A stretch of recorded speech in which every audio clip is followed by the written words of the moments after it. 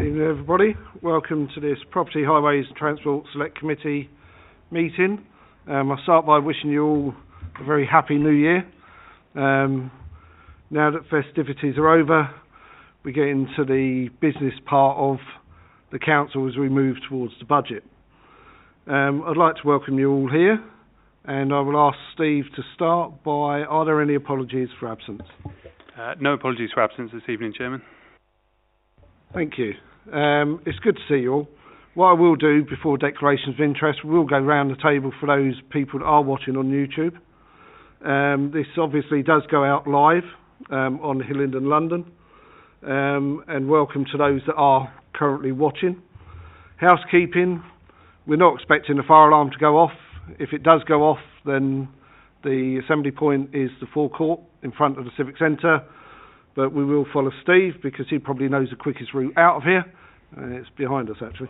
And for those that are watching via YouTube, if you're so minded, you can complete one of our resident feedback forms actually now online, and these can be found in the information section under the YouTube video. These forms are intended to help us as a council to improve the way that we run our meetings for you as residents. Also, those in the room, if you have one of these wonderful gadgets, you make sure it's either on silent or turned off, as mine's now turned off, so that we don't get disturbed. Now, we'll go around the room and just introduce ourselves for those that are watching on YouTube. I'm Councillor Keith Burrows, and I'm the chairman of this committee. Thank you, Chairman. Councillor Alan Chapman. Councillor Shehryar Ahmed Walana. Councillor Adam Bennett. Ian Waters, Director of Strategic and Operational Finance. Wayne Greenshields, Network Operations Manager of Highways, in place of Poonam Pathak. Unfortunately, she's unable to make it this evening. Councillor Jonathan Bianco, Deputy Leader of the Council and Cabinet Member for Property, Highways and Transport. Christopher O'Hara, Director of O'Hara Brothers Servicing. We carry out the highways maintenance contract for the council. Councillor Alagaralik. Councillor Kamalpreet Kaur. Councillor Peter Money. And I'm Steve Clark, the Democratic Services Officer.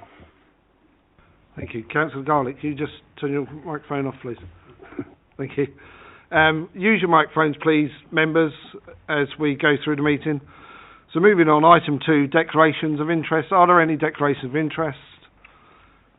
Councillor Kaur? My brother worked for, I think, a few months with O'Hara, but I'm not sure if it's the same one here. Last year, he doesn't work with them anymore, but I just want to... Okay. Thank you. No others? Thank you. Right, moving on to the agenda. Receive the minutes of the previous meeting held on the 18th of October. I'll go through. If there are any changes, please indicate. Page 1, page 2, page 3, page 4, page 5. Okay, no amendments. Are those minutes agreed? Thank you. Now, to confirm that these items marked as Part 1 will be considered in public, and those marked Part 2 be considered in private. All of this committee's agenda is in Part 1 and therefore will be in public throughout the whole meeting until we close the meeting. Now move on to agenda item 5. And I'm very pleased to see that we have witnesses. This is our second witness session for our review. I'm very pleased to welcome Councillor Jonathan Bianco, the Cabinet Member for Property, Highways and Transport, and also the Director of O'Hara's, Christopher O'Hara. What I will do very briefly, if you don't mind, both of you, Councillor Bianco, if you can just explain more for those watching on YouTube how your remit fits into property, highways and transport. And then Councillor O'Hara, Mr O'Hara, if you can just explain what you provide to us currently as a council, then I will open it to the committee for questions for Councillor Bianco and Mr O'Hara. Okay? So Councillor Bianco, if we can start with you, please. Thank you, Councillor Burrows. Well, very simply, my my cabinet responsibility aligns completely with the work of this select committee. My cabinet responsibility is property, highways and transport, and that's the name of this subcommittee, so this select committee. So it is where we are. But insofar as we're talking about tonight, which is highways, clearly it is an ongoing. It's the fourth road bridge works of this council. They're never ending, and we attack them on a regular basis. I'm sure officers will attain to. I think it's also equally true to say that we will probably never have a big enough budget to attack them to the degree and at the rate we would like to. We do work very much from the worst needs fixing first basis, and that is refined slightly by adding into the mix considerations such as volume of use. So a pavement that needs replacing, two pavements need replacing. The one that will be done first is the one that attracts the higher volume of foot traffic. So one near a station or on a main road that goes to a bus stop or something like that is much more likely will be done first, as opposed to one in a quiet residential road. That's not to say we won't get to the other one, but we just won't get to it as quickly. And so we do approach it. We are looking always for innovative ways of improving this service, getting better value for money, certainly. And in recent times, I have made decisions, particularly around things like pavements, where rather than having a multi-level approach to the surfaces we put down, some with stone, some with paving slabs, some with all sorts of different. I have given a blanket instruction now that all pavements will be done in tarmac, unless there are other considerations, such as it being in a conservation area or something where it is necessary. Previously, we have replaced like with like. So if a pavement had paving stones, we'd rip those up and put new ones down. It would be paving stones. If it was tarmac, we'd put tarmac. If it was some other combination, we would follow some other combination. But the approach we're taking now is to standardise. I think there's no question that it is cheaper to do. It's quicker, and it is more mechanised. So those also benefit in terms of both speed and cost. So it's, I think, a sensible approach. I'm sure Mr. O'Hara shortly will be tell you that we've taken steps recently to test new materials for our roads and pavements that improve our carbon footprint position. Because, as I'm sure you'll all know, tarmac, when laid, is comes out extremely hot, and therefore there's a lot of energy goes into producing it. And we are currently testing in 4 roads and pavements a new cooler produced tarmac, but I'm sure Mr. O'Hara can tell you a lot more about it. I went to inspect it and watch it being laid, but it was his team doing all the hard work. So we are looking at ways of improving both our carbon footprint and how we can get better value for money and more bangs for our buck, if I can use an Americanism like that. But clearly anything that you as a committee can do to help us will be much appreciated. Hope that helps. It does, and thank you very much, Councillor Bianco. Mr. O'Hara, it's over to you. Just brief on how you work for the council, the types of work you undertake for us, and I'm sure all of us actually would love to hear about this new material as well. No problem. Yep, thank you. Yes, so Chris O'Hara, nice to meet you all. We're the 10 maintenance contractor, and we carry out the essentially the highways maintenance contract. So that ranges from reactive potholes right the way up to town centre regeneration, such as Hayes Town Centre. So that contract's been live since 2013. So as a contractor, these array of works that we carry out include gully cleansing, crossovers, machine surfacing, and just to touch on the warm mix material. So there's several contractors or tarmac suppliers that are making that at the minute. Our main supplier is Hanson, who are based in West Drayton. So the product is called Era 140, and it's a warm mix asphalt. So it's traditionally produced 40 degrees lower than the traditional hot mix. So there's a 15% saving in their asphalt production emissions, which equates to 2.4 kilograms per tonne laid. So we've done some calculations which the highways team have. Essentially, the performance is no different, so it still meets the clauses. So when we're laying a thin surface course product, it meets the BBA requirements. It's tested, and they trial that through several years in Hertfordshire. So the product you get at the end is the same, but your emissions that we're actually putting into the ground is vastly reduced. It's fully recyclable, so it's essentially the same thing. It's just a reduction in the emissions. There's another product that we are trialling that we've created in-house, which is an agrobind. It's a sub-base on footpaths. So we have actually trialled a few years back in Hayes in a very small section, and we've done it in other London boroughs, Brent being one. Unfortunately, COVID put a bit of a halt on the testing because we use an external consultant to do that. It's actually Surrey County Council's labs. So that, with COVID, they were restricted on coming out to our yards, to sites. So that's due to commence again in February.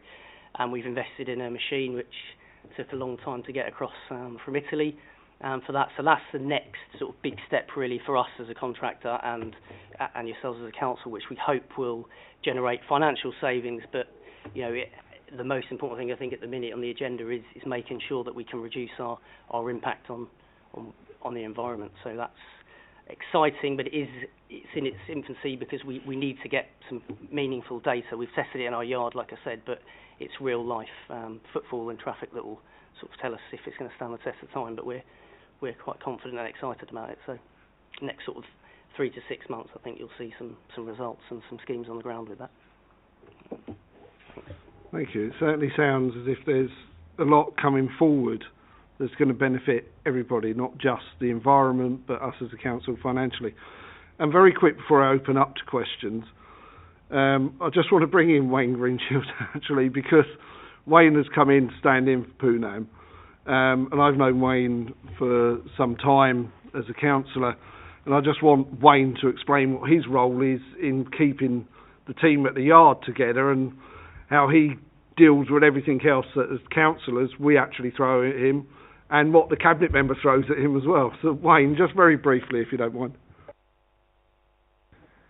Thank you very much, Councillor Burrows. Good evening all. My name is Wayne Greenshields. I'm the Network Operations for Highways, Operations Manager, sorry. I've been with the council for 20 odd years. My remit is I manage the highway maintenance, I manage the winter service maintenance, and I also manage the utilities, so street works, i.e. utilities, BT, all the statutory undertakers, so I manage all them as well. We have a team, a dedicated team within Hillingdon Road Depot of 10 operatives where we carry out immediate repairs to footpaths that are considered dangerous within our highways policy. We also have a dedicated team that carry out daily inspections and monitor and coordinate all street works. We currently receive in excess of 300 permits per day from statutory undertakers to carry out works on our network. It's an extremely busy network, and they're an extremely busy bunch of guys. They within their own remit, they will go out themselves and they'll monitor the safety aspect of what they do. They'll look at works prior to anything starting to ensure that the expeditious movement of traffic is maintained within the borough.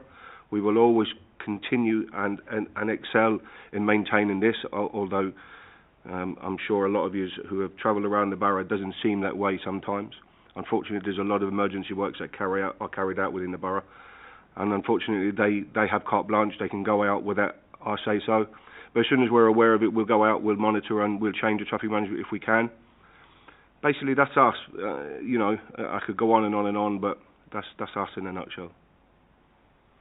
I think it was important to get across the number of permits you get in, and the fact that utilities can, if it's an emergency, just come in and dig up one of our pavements, one of our roads, and that's it. They don't really have to tell you. I've seen it many times. So, okay, I'll open it up to questions. Councillor Chapman.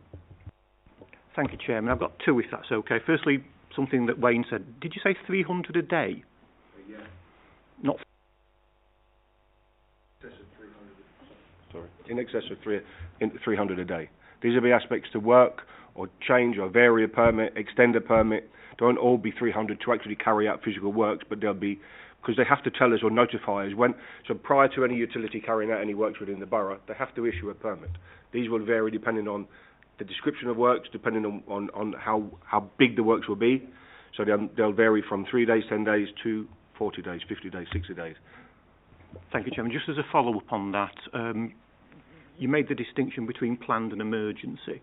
How many emergencies are there at any given time? I know you think of a number, but, are we talking 1 or 2 a day? Are we talking dozens? We're talking dozens, and it will depend on the time of year, especially if we have a cold snap, and then, like we did quite recently, where we had a cold snap for 10 days, and then it warmed up quite rapidly. This puts a massive strain on the existing services that are within our borough. A lot of them are Victorian mains and cast iron, so obviously they expand and decrease and causes major problems. So yes, it really does depend on the weather that we receive during the year. Thank you, Chairman. Well, it's good to know you're not bored, Wayne, anyway. Moving on to the meatier element, I was going to say the relationship between you two. I don't quite literally mean that, but in terms of the relationship between the council and O'Hara's, it was mentioned that you've been doing the job as the primary contractor since 2013. Is it simply a rolling contract, or is it reviewed, or what's the mechanism for a break, or this sort of thing? I think it's really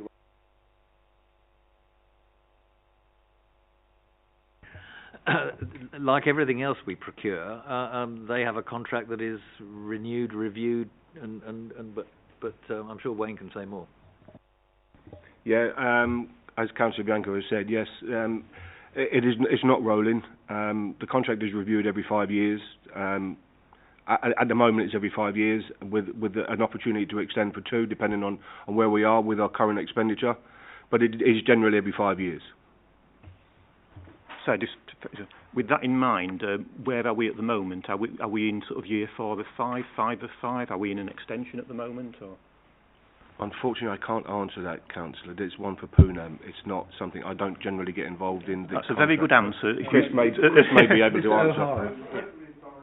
Yeah.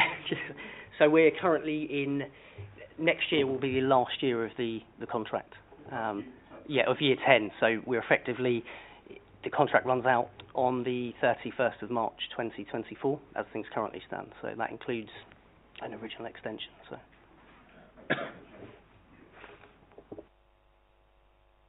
Councillor Money, then I'll come to Councillor Garner. Thank you, Chairman. One for you, Mr. O'Hara. How much workforce do you have on ground working in Hillingdon at any given time, and how is the relationship with you and the council? How are the numbers maintained so that you're out at the right place? Is it a day-to-day communication?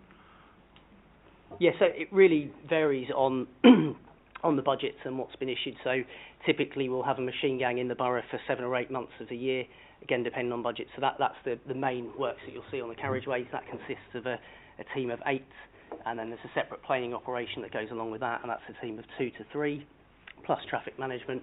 We have 2 to 3 reactive gangs that are in the borough every day of the year effectively, carrying out reactive maintenance works, which is issued by Wayne's team. And then on the civil elements, so the footpaths, that will again range from gangs of 4 to 6 operatives, and there could be 4 or 5 of those gangs dotted across the borough at any one time. So it does have peaks and troughs. When the budgets are released, then we plan, programme, we've obviously got to put the permits in, and then the work commences, and then as the budget gets spent, that tends to tail off through the latter part of the year before creeping back up. So it's just the nature of our work, and it's the same in every other borough that we operate in, really. It's no different. That's the sort of a scale of operations. There's also 2 gully cleansers in the borough all year round. It's 2 operatives in each machine that goes around and cleans the gullies and tries to clear up the blockages when we have the floods like we've had the last few days. So. Just to follow up, do you have a compliance check? So once the work's carried out, does the council go and check the quality of the work? And I'm guessing you also send someone out to check the quality of the work as well? Do you want me to pick that up? If you go with I'll your- pick up, yeah, what we do. Go with what you want to do, and then I can add if required. Yeah, so we carry out the works ourselves, and then we snag the works once we're finished. Again, similar operation into that we do in the other boroughs and contracts work. So we'll go and finish a road, for example. We'll walk it, snag it, make sure that any ironwork that should have been raised has been raised. If any debris got near a gully, we'll clean that out, and then we'll ask the council to come out, the clerk of works engineer from the highways department, to come out and inspect that. And generally that's a joint walk, and it's reviewed, and then any snagging items are then picked up. You know, if we've missed it, or there's a difference of opinion, then we will carry that work out, and then the scheme's signed off following that, once the engineer's happy with the quality of the work. And just from a highways point of view, yes, whilst the works are ongoing, we'll carry out several checks ourselves via safety aspect of things, quality assurance, making sure that the material that they have, we'll test the material, we'll test the heat of the material that they're using. So there's lots of quality checks that are done during and after. And that leads me to my final question for now. The quality of the product, the lifespan of the road or the pavement will depend on the quality of the product. Do you get a warranty on the product, for example, if it breaks up in a couple of days? You see some roads that have just been surfaced, but then after a few days they might start ripping open. Hopefully not. But, if I may jump in, if they do, then we have major problems. But I'm not aware of any after a few days that they do. As I say, we do quality checks, and the guarantee period currently with O'Hara's, I think it's 12 months that we have in place.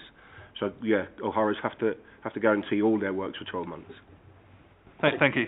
I can add a little bit to that if you want, just so you get an appreciation of the type of work. So some schemes on the carriageway will be carried out at a shallower depth. So you may see a scheme where we've gone deeper, and that road may well last a lot longer than another road, but that comes down to the design, its finances as well.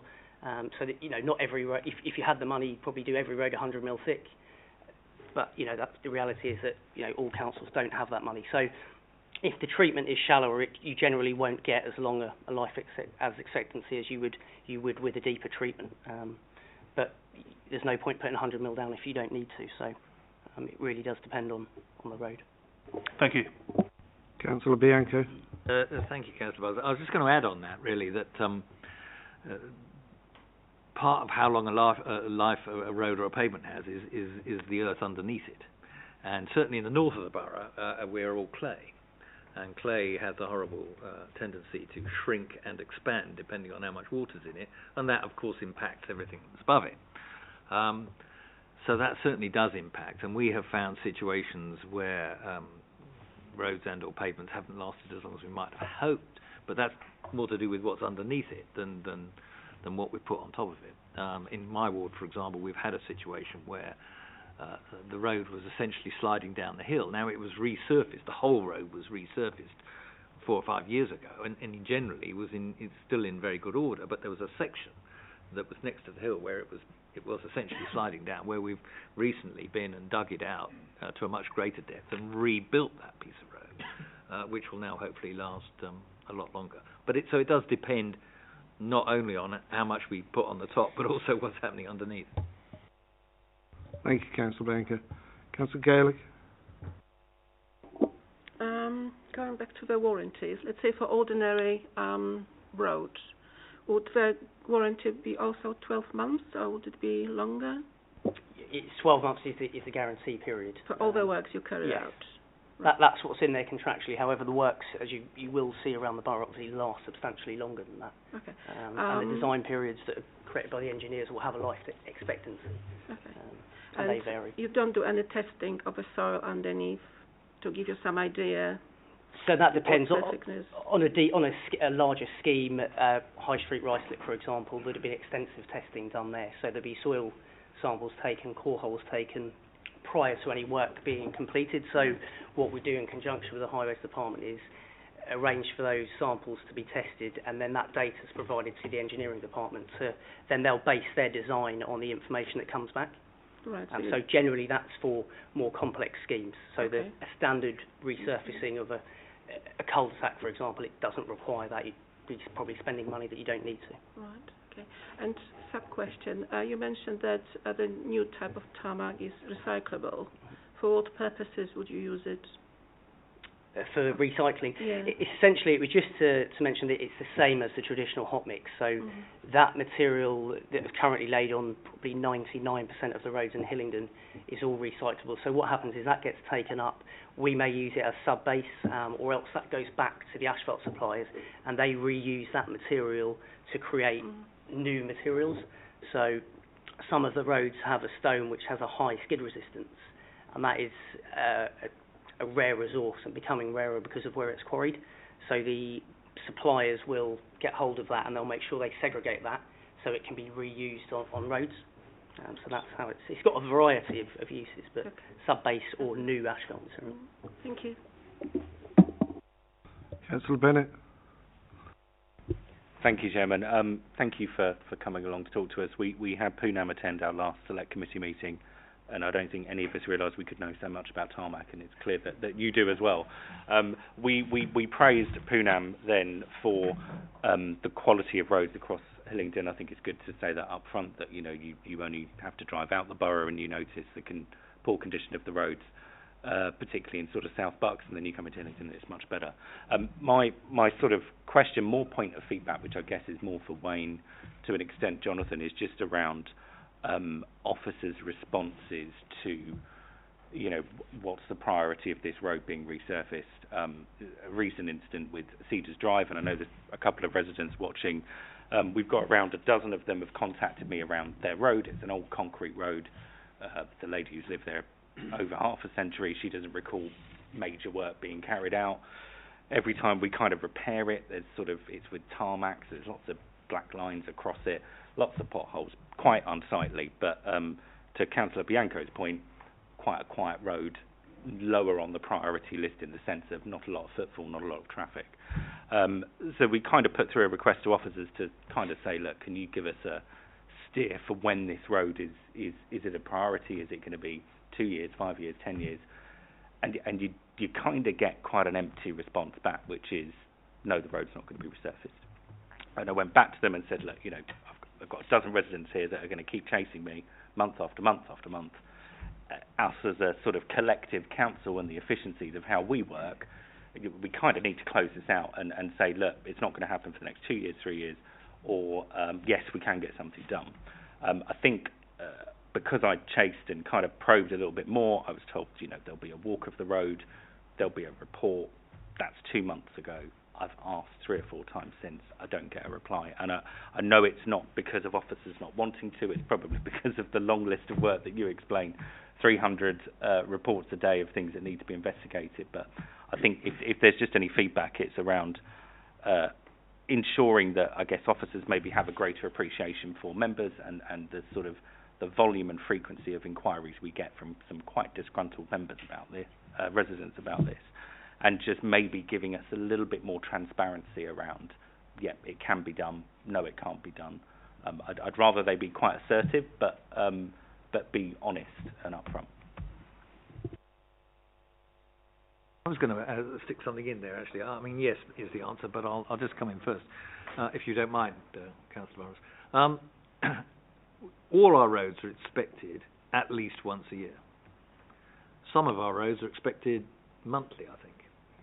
And all the others are somewhere in between, depending on how major they are. So a road near a school, for example, may well be inspected once a month. A quiet residential road of the nature you're talking about might be inspected once a year. I went out with one of the inspectors on his walk, and they're out walking the borough every day. And it's what have you got, a dozen? I think something in the order of a dozen. I have 8 inspectors. 8, sorry. And they're walking the borough every day. I went out with them. It was tipping it down with rain, and I mean, we all got soaked. But I mean, he does this for a living, so good for him. But and the detail he was looking at, to me, was quite extraordinary. I mean, he had his tape measure out in one hand, and he had his I was going to call it an iPad, but he had a tablet with him with the program on it in his other hand, and in his pocket he had a tin of spray paint. For things that needed doing of note, he would spray them up so that when he sent the report in, it was easier for Mr. O'Hara's men to find it, and on one item he came across, he rang it in straight away, and so the urgent team would have been out there later that day to do something. I was surprised at the detail that he went through. Now, when he went down, when whoever it was went down the road you're talking about, and what happened with that schedule, I've no idea. The problem, of course, the last comment I was going to make is the problem, of course, with saying to you, we're going to do that road in 2 years' time, is that as things stand now, we're going to do that road in 2 years' time. But in between now and then, a whole range of much more serious issues may come along, which means that actually that 2 years becomes 4 years. So that's the problem with promising residents that we're going to do it in 2 years, if in fact it's not got to a point where it is high enough up the list to require doing urgently. Now Wayne will tell you something completely different, but anyway, that's my take on it. Thank you, Councillor Bianco. No, further to what Councillor Bianco did say, Councillor Bennett, please accept my apologies on behalf of Highways. If you have been chasing stuff, I'll certainly look into why you haven't had a response. It's not good enough. If you've been chasing stuff, you should have had a response by now. In relation to how the Highways go about choosing roads for resurfacing, there's a few aspects to this. The Highways, we employ external consultants who carry out condition surveys on behalf of the council.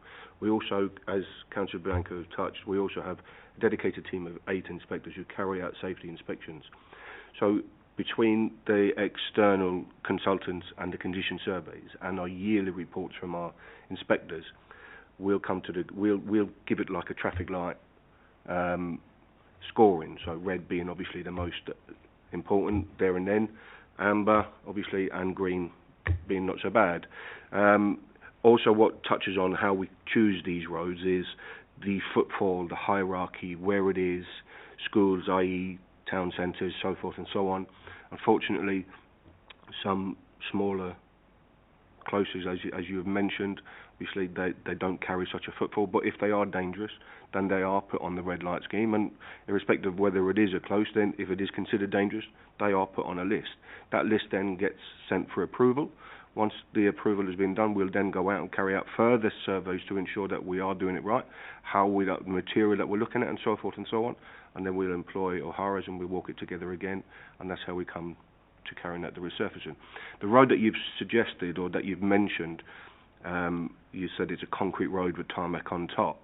So from a highways point of view, whilst we understand that aesthetically it is unpleasing to the eye, we know that it's not going anywhere, so it's a small little skim of tarmac on top. So unfortunately at this moment, it's not considered dangerous to us. Whilst we understand it's aesthetically unpleasing to the eye, unfortunately sometimes it just does not meet the criteria for us to carry out the resurfacing, because, as Councillor Bianco has said, we'll have bigger areas or more prominent areas that we need to concentrate on. And we understand that it's not always acceptable to the residents, but unfortunately we have a criteria that we try and meet and we try and stick to, because, as I say, we just do not have the budget to resurface every road within the borough. And that's where we are. I hope, does that make sense? Yeah, no, thank you. Thank you for the explanation. Thank you for the apology. I'll pick up with you afterwards on the specifics. The road in question, Cedars Drive, it is part the aesthetics of it. It was also probably a good 10, I would say, potholes that were quite sizable. And it was, I think my frustration was more, look, 12 people have mentioned it. I've taken the time to take 20 photographs, send them in. The sort of thinking that you talk about there, I think, is really useful, and maybe if there's something that we can build into how officers respond to say, look, frankly, it's not going to be done. I'd rather, that's something you can go back with, and residents might not agree with it, but we can kind of support officers' opinion, rather than sort of what they refer to pre-me being elected is this sort of never-ending hope that maybe something might happen, and actually it probably saves everybody a lot of work time and frustration just if we can be a bit more transparent and say, yes, it will be done. It's very relative, like Jonathan says. There are other priorities. We can't put a time frame on it, but it's on the list or it's not on the list. So thank you. Councillor Bennett, please, I will make sure that you have a detailed response by middle of next week at the latest, if that's okay, if that's acceptable by yourself. Can I just add one point on money, if I may? I mean, clearly the council is under pressure, like every other council in the land. We're under pressure as far as cash is concerned. There isn't a limitless supply. It is certainly our aim to increase the amounts we're putting into road repairs, pavements and the like over the course of this council. So I would hope that we will continue to move forward and undertake more work than on a gradual basis. Good news from Mr. O'Hara. Well, assuming you're there post-24, it'll be good news for you. There'll be more work on stream. I mean, over the last number of years, we have done a lot to our roads, resurfacing. And if you look at, well, you mentioned, you cross the border into some of our other boroughs and you go, oh, I know I'm not in Hillingdon anymore. But there remains a lot to do. It is a bit like the Forth Road Bridge. We're the second largest borough in London, and we've got the second largest by miles length of roadways and pavements and all the rest of it. So, of course, there's a great deal to do. I've just got a couple of questions, and I'll bring in Councillor Wallana. Really, it's to you, Chris, regarding this new product that obviously two companies have got. You've got your own product you're testing now and hopefully moving forward, and the other product that Hanson's have got. Is it coming out a lot cheaper than the asphalt? And if so, roughly what sort of percentage? And the other part I've got is, are those costs now being discussed with the council moving forward? And what's the strength of it? Are we happy that this new product is as good as what we've been putting down in the past? And also, I've got a supplementary after that, once you've hit those parts. So, on the Agribine that we're trialling, so costs haven't been discussed yet, purely because we're still in the infancy of testing. Like I mentioned, we have trialled it, but that was a free trial effectively. We're waiting on some results of that. So in another London borough, that has been down for circa 18 months. And the Poonam's aware of the location, she actually lives quite near it. And the reason for that is we've trialled it in an area that we know takes heavy use. So there's lots of, I wouldn't say illegal parking, but there's heavy vehicles parked up on it. So we just wanted to give that 24 months to sort of see how the performance comes out, although we've got the data from the cube tests, etc. So in terms of how it performs against what you currently put down, we believe it will be stronger because of the materials that are in it give you a stronger sub-base. Again, they're recyclable, and what you will be doing is actually reusing materials, so there will be less virgin aggregate being used. So the intention is, all being well, to replace, only where applicable. It won't be on every road. You can't do it, or every footpath. You can't do that. But where we can, and what we've done in those scenarios, we've actually replaced the binder that we lay on the footpath. So the top surface you see will be typically 20 to 25 mil, maybe 30 mil thick in areas. The binder below that is typically 50 to 60 mil thick. So that's, at the minute, that is a product that gets purchased elsewhere. There's obviously recycled content in it, but nowhere near the level that would be going into the Agribind. So in terms of performance, we believe it will be superior, and your CO2 emissions will be greatly reduced. So that's performance and cost. We need to see the uptake, really, because we've got to determine the cost will be determined by the uptake. If there's very little uptake for it, obviously producing it in smaller batches will be more costly. So that's why we haven't got that. We have had discussions about it, but there's no rates or anything agreed on that at this stage. And that's the problem with that's the current problem with the Hanson product. I mean, if you look at it, you wouldn't know it was, well, if someone didn't say that's their new product, you wouldn't be any the wiser. It looks just the same as any other stretcher tarmac. At the moment, because it's being made in relatively small amounts, it is more expensive to purchase than the traditional hot mix. We are I think there is ongoing discussion now, and certainly the more boroughs that buy into it, if that's the term, then Hanson can make it in much larger quantities, and I would hope that we can then see better pricing, because obviously we'd like to use it from a green credential point of view, but extra cost is extra cost, so there is that aspect to it. Okay, thank you. The other question I'm going to fire at you, and it would be between you, Chris, and Wayne to answer this, unless Councillor Bianco obviously wants to come in as well. What percentage of potholes reported within Hillingdon are actually sent to O'Hara's, compared to what we actually do as a council and go out and repair ourselves because we're able to with the rhino patches? I'll answer. The actual percentage, I can't put an actual figure on it. But if I was going to do anything when it comes to maintenance and the rhino patch, we'd probably carry out 85% to the 15% that we would give to O'Hara's. So 15% would be a traditional patch, which would be a larger scale. These would be the more prominent roads such as the Uxbridge Road and so forth and so on. Rhino patch is a great thing, but when it comes to a deep pothole, it's not so great, especially when it comes to the larger roads with the larger HGVs and so forth and so on. So yes, when it comes to that, it would be about 85%, Councillor. Thank you. Councillor Milana. Thank you, Chairman. I've got a couple of points, if I may.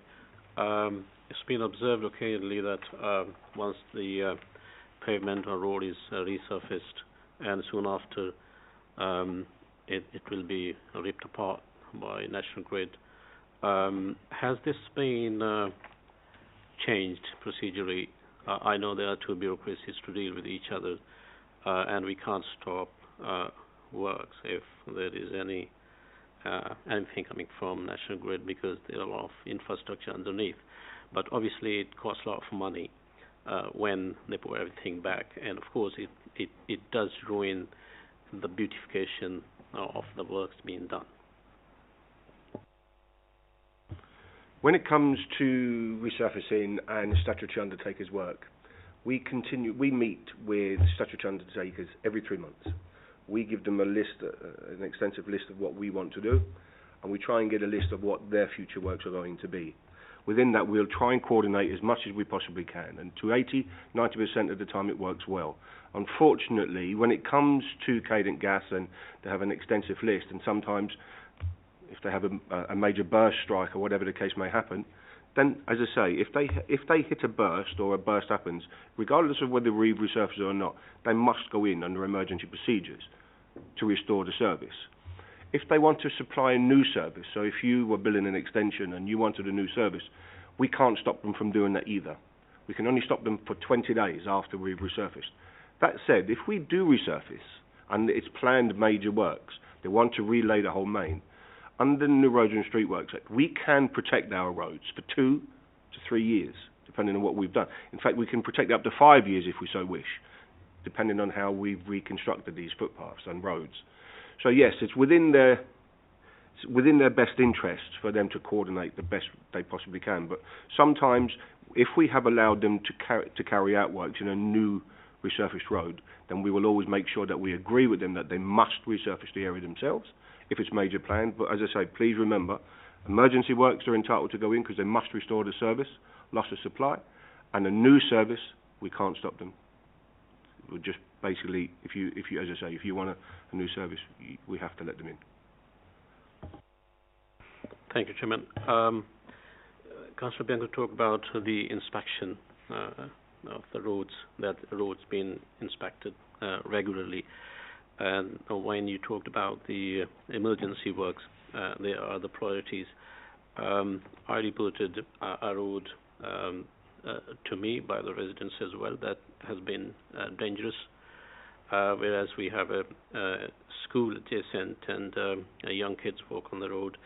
But that has never been sorted, and I don't blame. I was so pleased to hear that the amazing work takes place once there is an emergency, and in terms of inspection as well, whether this has not been inspected, or maybe no one took responsibility of the unwanted leakage from the ground, and it does damage the road as well. So I'll be grateful if this could be looked into. Could you tell me? Would you mind just telling me what road you're referring to? Can we? That is, Can we do that outside the meeting? Any other questions? Councillor Cole? My question is for Chris. With inflation and cost of materials going up, Christopher, has it affected the number of sites you're working on?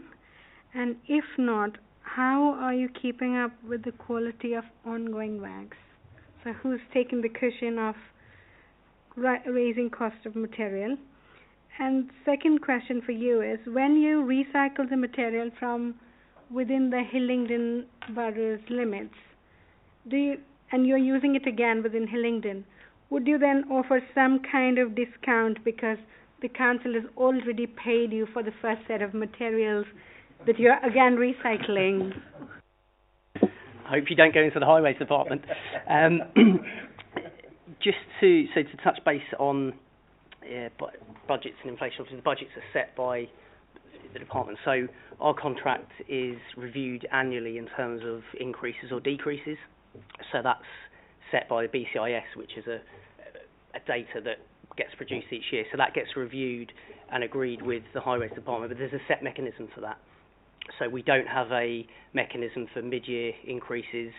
Obviously, in times of hyperinflation, there's a potential discussions to be had, but as things currently stand, it sits with us as the contractor and many other contractors across London and the country that are having to mitigate those rises, and that's discussions that we have to have externally, and that's it. There's no other mechanism other than that, really. That's what it is. That's what's set out in the contract. That doesn't affect the quality of work? No, because the material that we buy is still the same material. We won't. We have set standards that we have to meet, so British standards for slabs, for bitmac, etc. So we're buying the same products. We don't buy anything different. When we're doing the main roads, it's a Clause 942 product, so we don't vary from that because that's what's specified, so we have to lay it. It's just tougher times, and you've got to look for efficiencies where you can, like everybody. In terms of the recycled content, we don't always maintain that. We don't keep that product. Sometimes it does go to Hanson's, but invariably it will come back to yourselves. Unfortunately, there just isn't the budget or the money in there to do that. So you've already had, you've already had it in the rates. To be fair, it's not.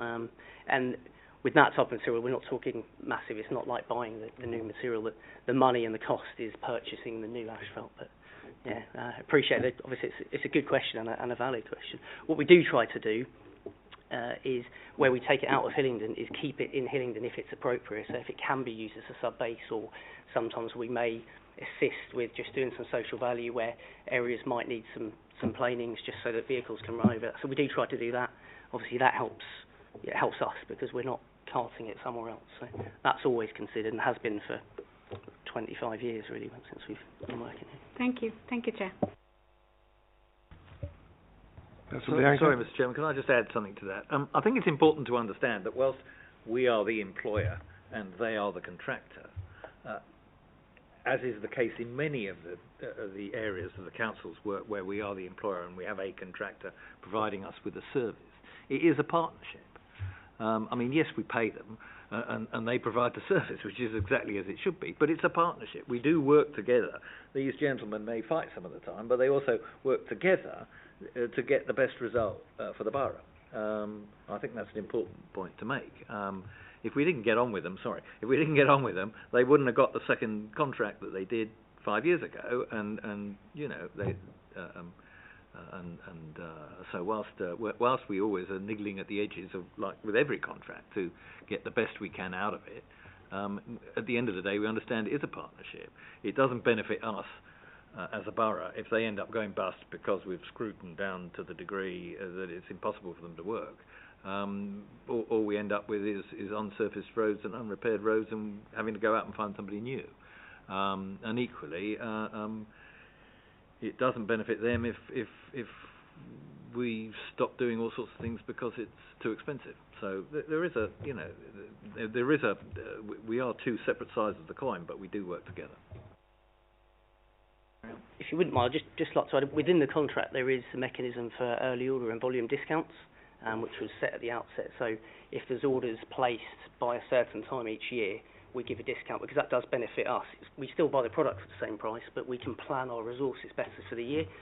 So just to add to that partnership, we have over several years given that discount outside of the contractual period.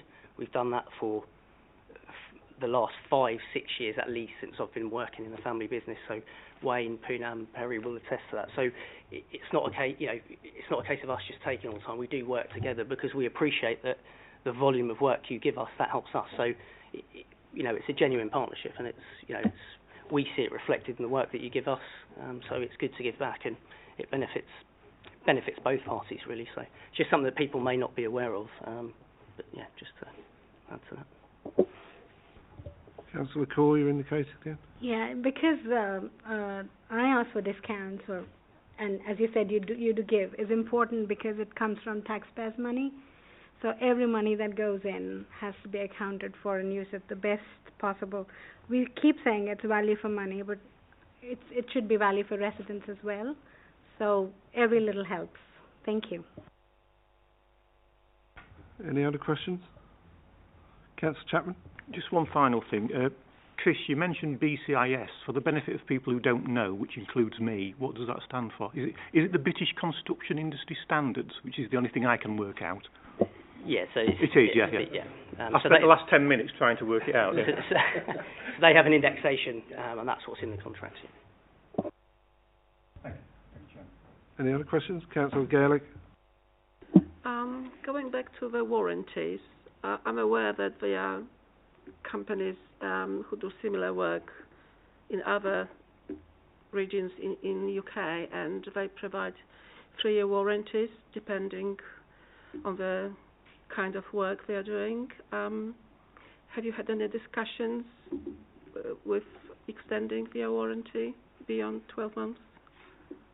Or you haven't been approached with that? No, we haven't. It's obviously that was what was priced as part of the contract. So, but just to add that I think you'd find very, very few elements of work that we have done that would fail just outside of a 12-month period. The work's not designed like that. It's not constructed like that. The materials and the workmanship that go into it, you'll find very, very few that will fail just outside of, or even 3 to 5 years later. As Councillor Bianco mentioned, it tends to be what's underneath. If you're only doing a small treatment, it's often the failure that you may see on top isn't caused by the workmanship or the products. It's possibly what's underneath. Right. Thank you. We done? Yeah, okay. Well, thank you to our witnesses for this evening. I think it's been very useful for all of us. Thank you, Mr. O'Hara, for coming in and facing us and firing questions at you, and saying that, you know, three years plus when you started taking over the family business. To be honest, you don't look old enough, but you've got some knowledge there. Thank you, Wayne, as usual, and thank you, Councillor Bianco, for your time as well, which I know is extremely busy. That's going to really help us broaden our scope and reporting back to Cabinet. It's been very useful, and I hope that members have found this evening useful.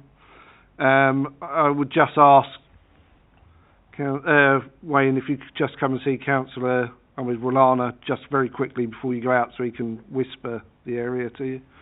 And then we'll move on to agenda item 6. Gentlemen, you are welcome to stay if you want to, but if you've had enough this evening, you are also welcome to leave. So thank you very much indeed. Thank you very much.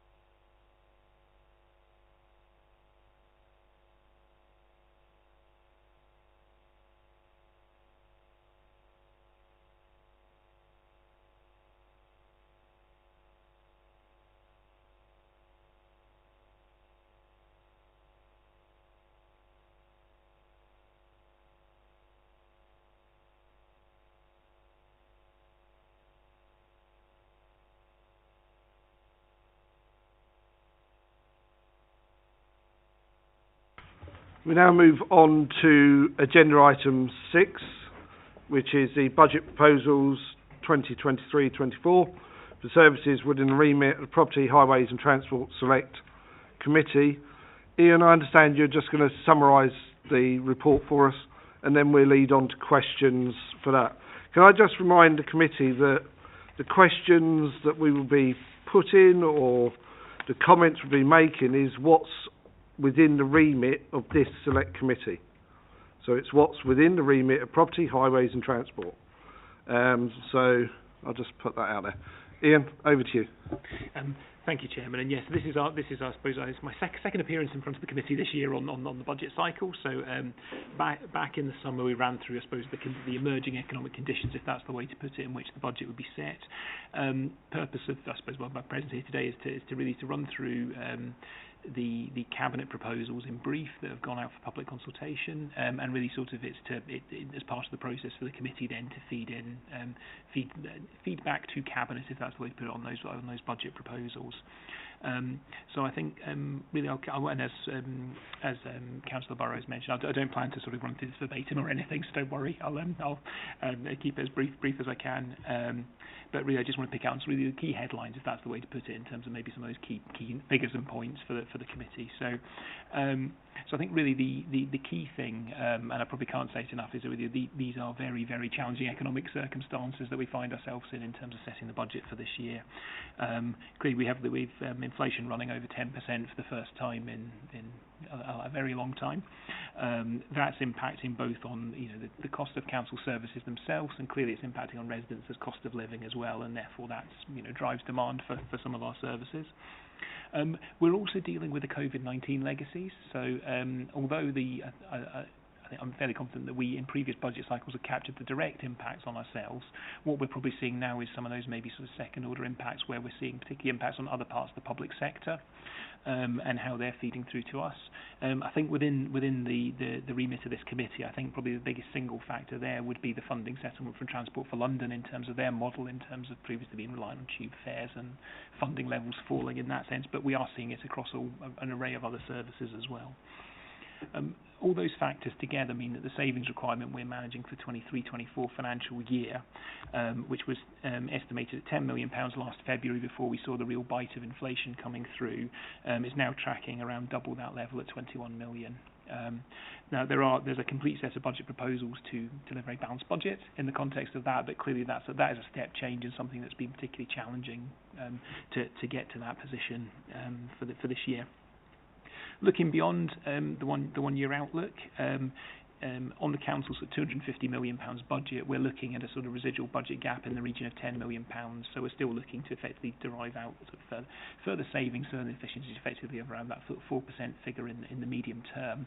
But I think in the context of the scale of that challenge we're facing and the scale of the organisation and our track record of delivering, that's very much manageable, if that's the way to put it, from sort of our perspective.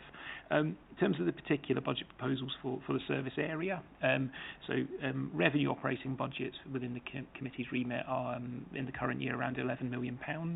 Inflation on that figure is going in at about £1.5 million, which shows the scale of that impact. So effectively that's the additional cost for doing what we're doing today in a year's time.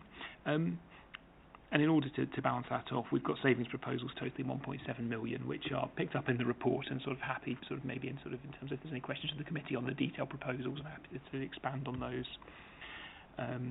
But I think I'd want to say that in line with budgets we've set in recent years, those are very much structured around sort of efficiency savings, and they're not changes to the service offer, if that's the way to put it, or reductions in the service offer, if that's the way to put it. They're about us managing things better or looking at alternative financing sources to bridge that gap. I think probably with an eye to the property element of the committee's remit, clearly the capital programme is, the majority of the council's capital programme is effectively managed within the remit of the services within the remit of this committee. We're looking at £238 million of investment under that kind of banner over the next 5 years. That's including sort of key sort of flagship projects like the leisure centre, remodelling the civic centre site to drive out efficiencies, working to reduce carbon emissions across the estate, alongside, as we picked up on just now, the sort of major investment in the existing asset base, both buildings and the highways infrastructure, that we need to continue to deliver services for residents. And that programme of investment is partly funded through the disposal of surplus assets as we make sure we're rationalising our estate, with the residual sums being picked up from borrowing, the full costs of which are factored into the budget plans when we're talking about that residual gap and what we need to manage in the medium term. So I'm conscious that's something of a whistle-stop tour of kind of what's in the budget in terms of within the committee's remit, but I don't know if that's a good point for me, Chairman, to pass back. Thank you, Ian. Questions? Councillor Money. Thank you, Chairman. The 1.7 million that we have to find, basically, the fees that are increasing, and in our service area, or as part of our portfolio, it's going up a substantial amount. So residents are going to pay fees for the first time for parking. You know, it's going to affect high streets. Obviously, a political decision, not your decision. What's the how much of that saving will come from the increase of fees, as opposed to restructuring the work that you do? I'll just check. So within the savings within the committee's remit. So I think parking sits within the residents services portfolio. Resident services, yes. council labour. Yeah, no, that's right. So I think so. But we'll sort of a colleague. I think next week. I think it's next week. We've got that committee. We can cover that off. The fees and charges proposals within the remit of this committee. Primarily relate to the amounts that we can recover from some of the network operators that Wayne mentioned in terms of when we need to reinstate roads, if that's the way to put it, the funds that we recover.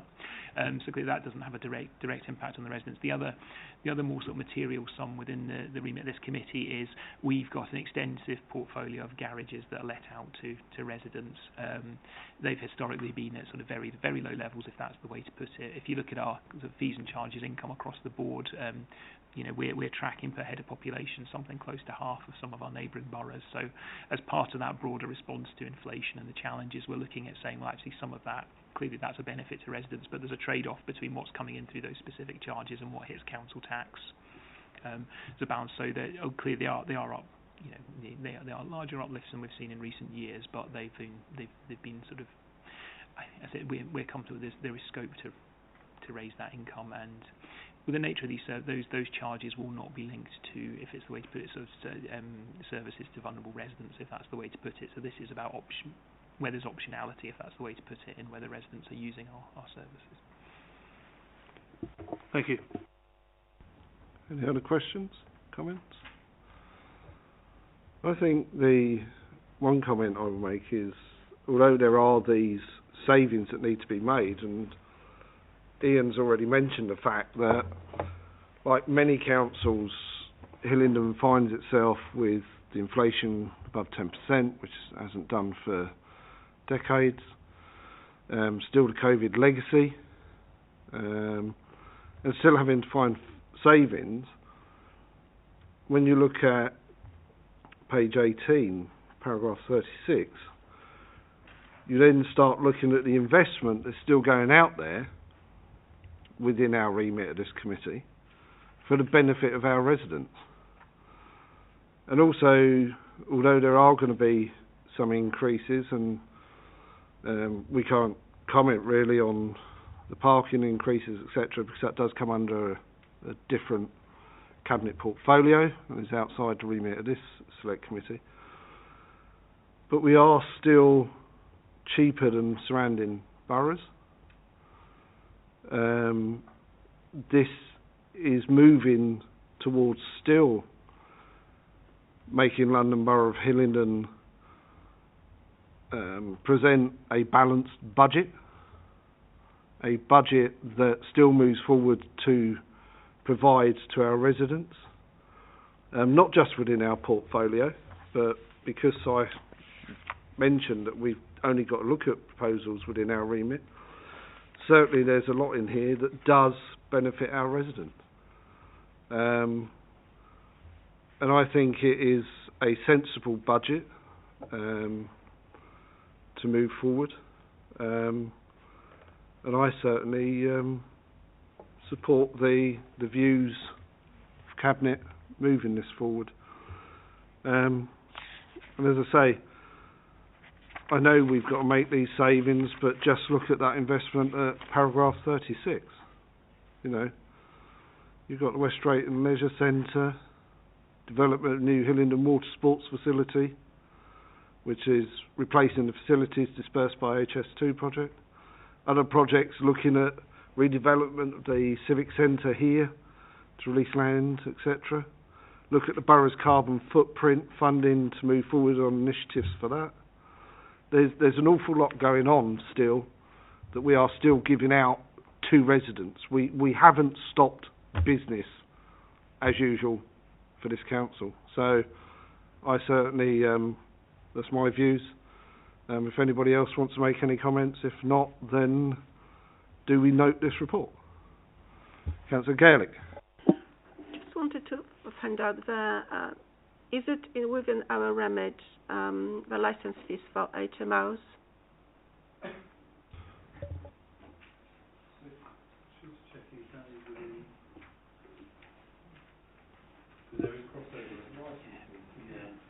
Oh, is it Steve? I was going to I think it sits under the housing remit, if that's the way to. I'm just thinking in terms of where it lands in the budget papers. So I think it's in the residents. Yeah. Because I've noticed that the increase for coming year is, well, it's identical with the other items. It's at 30%. But I've noticed that in the last 7 years, the increases were very, very small. In 2015, the rate was 980. At the moment, it's 1150, which is like about 17% increase. So it's been very tiny increases year on year. I think both fees might be able to go up a bit higher than 30%, like some other items are 68%.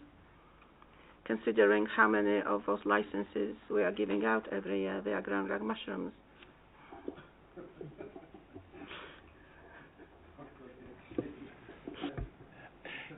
That's a fair comment, and Steve will, I'm sure, make note of that for our comments fed back in to the Cabinet, because I still think that there are catching up issues with some of these fees and charges, and I think that's, you know, when you look at our parking, I know we can't really mention that, but when you look at other fees and charges, we are at a point where we've got to kickstart and start moving forward, but still offer value for money for our residents. And that gets back to what Councillor Keith said about this isn't just value for money for the council with the highways, it's value for money for the residents as well. And I think that's what this budget is doing. It's offering the two. But with your comment, I'm sure that Steve will note that, and I'm sure that the relevant Cabinet member will take that on board with a smile on his face, I would imagine. Certainly. Any other comments? Oh, Ian, sorry. Yeah, sorry. Just on the fees and charges point, the bit I just wanted to mention, the other when we levy fees and charges for services, the requirements are generally that we use them on a sort of cost recovery basis, if that's the way to put it. So one thing that also weighs in, and I'm afraid I haven't got the detail on each individual charge, if that's the way to put it, but one of the things we have to be mindful in the level of those increases is the amount of effort, if that's the way to put it, and the cost of that effort that goes into delivering the service that we're charging for. So it might be in some cases that actually potentially where we do see maybe a lower percentage sum in the uplifts, that's because where we've identified that actually we were closer to recovering the cost of those services through fees and charges previously than we are in some other areas where I suppose in this sense there's therefore greater scope for the uplifts.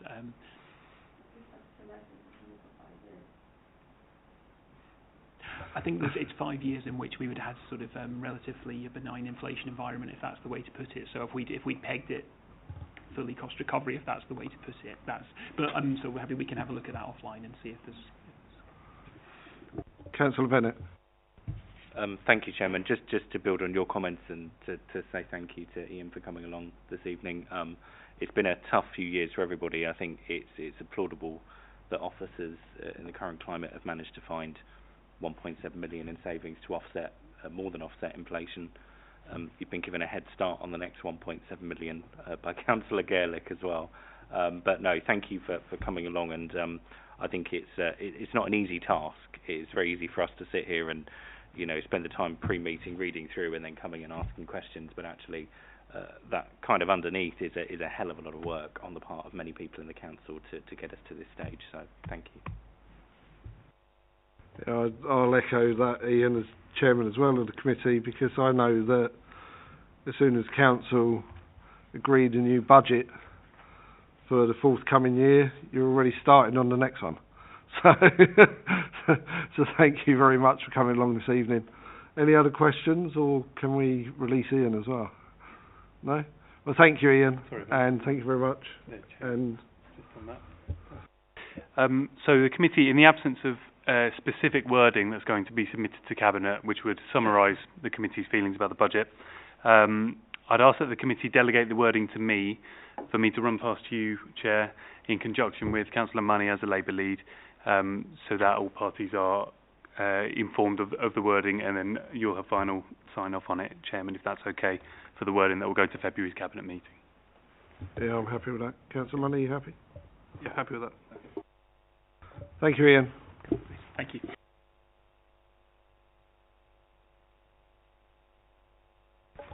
We now move on to item 7, which is the Cabinet Forward Plan. I always love it when you get an A3 sheet within an A4 report. I'm sure you've all read this intently. I've shot through it a few times. Has anybody got any comments on any of the forward plan items? I don't intend to go through every single one. If you've got any comments you wish to make about them, please indicate, and we can look at them in depth and detail. I think what might be worth picking up, and it was one I've put an asterisk against, because at a previous meeting when we had Councillor Cawthorne as a substitute, I believe, he did mention the Battle of Britain bunker and the water ingress. Now, I noticed that it's coming forward on the forward plan on 16th February. Looking at this, but the only issue is in private. So it's not a public report, it's going to be a private report. So you're happy if the committee receives information about that offline? Yeah, I think, just so that we get it offline, because it was something that was of concern to Councillor Cawthorne. And I just want to make sure that, as it being raised through this committee, that we are still on top of it and still making note of it, and because that is something that we definitely want to protect for the heritage of this borough. Going through the rest, I don't think I asterisked anything else really. No. Any comments from anybody else on the forward plan, or are we happy to accept the forward plan? Okay, agreed? Okay, agenda item 8 is our work programme. Our next meeting is scheduled for the 9th of February. And on the 9th of February we will have the forward plan as usual. We've also got, is that the Crossrail? Yes, yeah, we've got David Knowles coming along. So we've got Crossrail and the traffic calming measures. Okay, that's fine.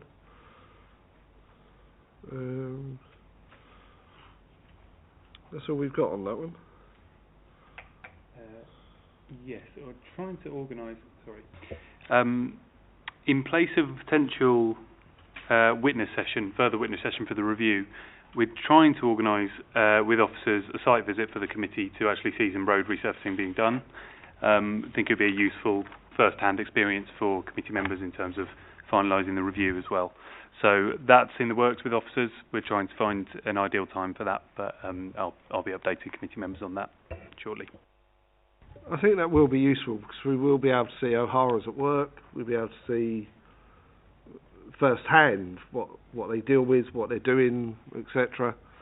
So yeah, if you can, if you can arrange the weather, that it's much better than it was today, we'll appreciate that as well. But certainly, if you can give us a few dates, and then we can feed in back to Steve, and then we'll organise something so that we can actually go out and say that we saw this happening. That'd be a good idea. Thank you. So with our work programme, do you note the work programme and agree the date for the next meeting? No. Being the 9th of February at 7 p.m. And with that, I close this meeting. Thank you very much for your involvement this evening. I hope you found it very useful. I certainly did, and it was very good having the three witnesses, and also having Ian for the financial part. And I think we fired some very good questions, and some of them very challenging questions at them to actually come forward. So thank you for your involvement, and thank you, Steve, as usual, as our clerk. And with that, I close tonight's meeting. Thank you.